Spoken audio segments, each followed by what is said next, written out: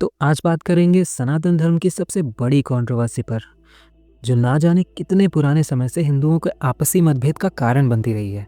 Shiva versus Vishnu, कौन actually में supreme है इनमें से? क्या शिव जी सिर्फ विष्णु भक्त हैं? क्या स्क्रिप्चर्स में किसी एक को ही सुप्रीम बताया गया है? क्योंकि दोनों को ही मानने वाले अक्सर शास्त्र के नाम पर ही अपने मत को सपोर्ट करते हैं, बट देन शास्त्र में तो दोनों को सुप्रीम बताया है। विष्णु पुराण भागवतम पुराण है तो शिव पुराण लिंग पुराण भी है। बड़ी कन्फ्यूजन है। तो आओ सारी कन्फ्यूजन ऐसे क्लियर करें कि दोबारा किसी बहस में पड़ने की ज़रूरत ही ना पड़े। अब अगर पूरी ऑनेस्टी से कहा जाए तो कंट्रोवर्सी आज के टाइम पर ज़्यादातर कुछ स्पेसिफिक वैष्णव संप्रदाय के लोगों से ही ज़्यादा फ्यूल होती है। नाम नहीं लूँगा क्योंकि फिर आप कहोगे कि उनके नाम पर व्यूज़ लेने आया हूँ। तो कुछ पर्टिकुलर वैष्णव संप्रदायों में इस बात पर काफ़ी जोर दिया जाता है कि शास्त्रों में केवल और केवल श्री विष्णु या श्री कृष्ण ही परम ईश्वर हैं, बाकी सब उनके सेवक हैं। शिवजी के लिए अक्सर भागवतम का एक ही पर्टिकुलर श्लोक बताया जाता है, वैष्णवा नाम यथा शंभु, यानी शंभु सबसे बड़े विष्णु भक्त हैं। और फिर क्लेम किया जाता है कि जब शिव खुद विष्णु भक्त हैं तो शिव की भक्ति से विष्णु की भक्ति श्रेष्ठ है। यहाँ तक क्लेम किया जाता है कि श्री कृष्ण या विष्णु के सिवाय किसी और की भक्ति मोक्ष दे ही नहीं सकती। अब ऑफ कोर्स ये क्लेम ऐसे ही नहीं किए जाते, इनके पीछे कोई ना कोई पुराण या शास्त्र कोट किए जाते हैं।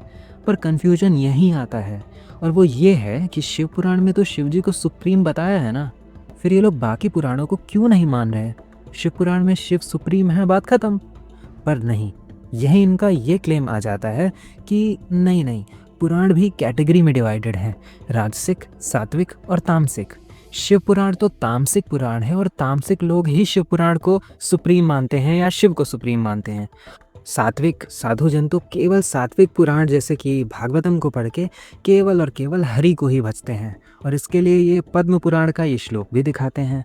पर फिर एक और कन्फ्यूजन लाता हूँ आपके सामने, पर उससे पहले बहुत प्रेम से विनती है कि ये छोटा सा चैनल सब्सक्राइब करके हमको सपोर्ट करें, और वीडियो पसंद आया तो प्लीज़ लाइक कर दें। आपका एक छोटा सा सब्सक्राइब इस छोटे से चैनल को बहुत बड़ा बना सकता है।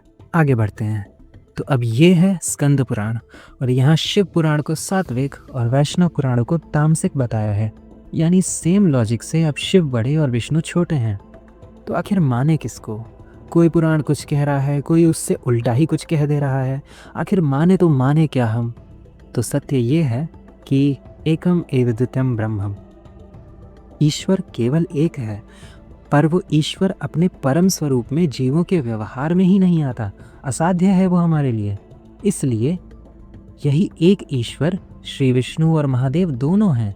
इसलिए हम पर अनुग्रह करने के लिए एक ईश्वर अलग अलग रूप, नाम और लीलाएं धारण करते हैं। यही एक ईश्वर श्री विष्णु और महादेव दोनों हैं। वास्तव में हरि और हर एक ही हैं, जो अलग अलग भक्तों और उनके भाव के अनुसार अलग अलग रूप में लीला में प्रतिष्ठित होते हैं। एंड शास्त्रों में इसका रेफरेंस भर भर के मिलेगा। केवल कृष्ण को ही सुप्रीम मानने वाले जिस गीता को श्री कृष्ण की सुप्रीमेसी के लिए दिखाते हैं, वो गीता जिस महाभारत में आती है ना, उसी महाभारत में शिव सहस्त्र नाम यानी शिव जी के 1000 नामों का गुणगान गाया है स्वयं भगवान श्री कृष्ण ने। तो क्या अब क्लेम करें कि कृष्ण तो शिव का नाम भज रहे हैं तो सब केवल शिव का नाम भजो? नहीं, आपको जो प्रिय लगे आप उसकी भक्ति कीजिए। श्री राम, जिन्हें वाल्मीकि जी ने धर्म की साक्षात मूर्ति कहा है, रामो विग्रहवान धर्म, जो कभी किसी परिस्थिति में गलत कार्य नहीं करते, झूठ तक नहीं बोलते, वो स्वयं रामेश्वरम अर्थात राम के ईश्वर शिव को बताते हैं। तो क्या श्री राम को हम झूठा या गलत मान लें? इवन वेदों में भी रुद्र और नारायण दोनों को परम ईश्वर के रूप में भजा गया है। किसी एक की परम सत्ता को नकारना तो वेद विरुद्ध हो जाएगा। और रही बात पुराणों में दोहरा मत होने की, तो देखो हमारे सनातन धर्म की वेदों से ही ऐसी शैली रही है कि जिस समय पर जिस भगवान की स्तुति या गुणगान किया जाता है वहाँ उन्हें सबसे श्रेष्ठ कहा जाता है। भगवत गीता में यदि श्री कृष्ण स्वयं को परम बता रहे हैं तो शिव गीता और ईश्वर गीता में महादेव भी स्वयं को परम बता रहे हैं, और दोनों गीताएं हमें वेद व्यास जी के ही माध्यम से प्राप्त हैं। तो किसी एक मत को स्वीकार करना और दूसरे को नकार देना कैसे सही है? और सच तो ये है कि वेद व्यास जी ने इतने पुराणों की रचना की है और उसमें इतने अलग अलग भगवानों की परम स्तुतियाँ की हैं कि कन्फ्यूजन होना ऑब्वियस है। किसी एक की तरफ बायस भी होगा ही। पर अगर आप अपने भगवान को छोड़कर दूसरे को नीचे मानोगे तो आप वेद व्यास जी को झूठा सिद्ध करने लग जाएंगे। कोई पुराण तामसिक है या राजसिक, इस पर डिपेंड करता है कि आपकी भक्ति किसके प्रति है। आप ही बताओ, भागवत या शिव की कथा जहाँ होती है वहाँ क्या कोई गुणों को डिटेक्ट करने वाली मशीन लगा कर रखते हैं कि ये इंसान तामसिक है, इसे भागवत नहीं पढ़ने देना, इसे तो शिव पुराण पढ़ाओ?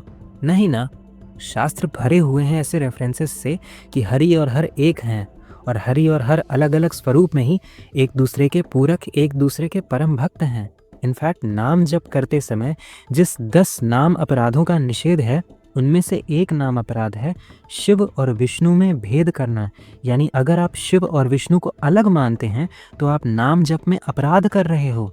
वैसे नॉलेज के लिए बता दूं, 10 नाम अपराध जो नारद पुराण में प्राप्त होता है, उसकी हरिहर में भेद वाले नियम को इस्कॉन के नाम अपराध में थोड़ा सा ट्विस्ट किया गया है। पता नहीं क्यों, जस्ट नॉलेज के लिए मैंने बता दिया। ओवरऑल शास्त्रों को अगर मानना है तो शास्त्र के सभी मतों को स्वीकार करना पड़ेगा।